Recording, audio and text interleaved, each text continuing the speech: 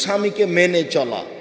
দেখেন, তিতে লাগলেও মিঠা লাগলেও স্বামীকে মেনেই চলতে হবে।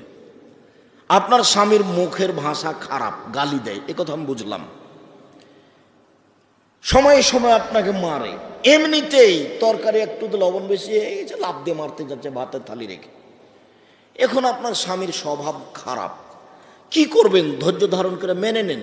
আমি আপনার দিনী ভাই হিসাবে আপনাকে মেনে নেওয়ার জন্য অনুরোধ জানাচ্ছি। আপনি প্রতিবাদ করবেন না, মুখ খুলবেন না, সংসার ভালো হবে। মারুক, গালি দেখ, নিন্দা করুক, যাই করুক, আপনি মেনে নেন।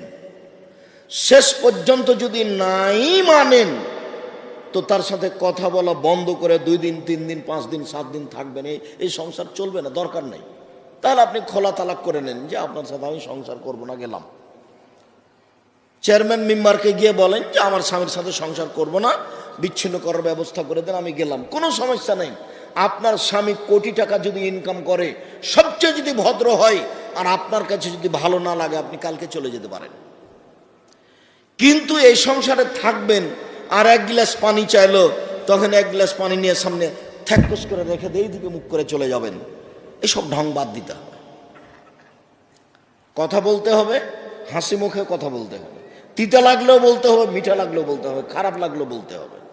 আপনাকে না স্বামী গালি দিচ্ছে, এটা বুঝে নিলাম, তার মুখ খারাপ, এটা বুঝে নিলাম। এখন বলেন যে এটা আমার তাকদির, এটা আমার ভাগ্য, আমাকে এই সংসারে থাকতে হবে।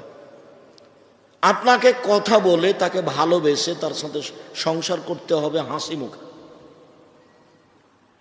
যদি না হয় তাহলে সংসার বাদ দেন। তিতা লাগলেও মিঠা লাগলেও স্বামীর সাথে থাকতে হবে, হাসি মুখে থাকতে হবে, কথা বলে থাকতে হবে, জান্নাত হবেই।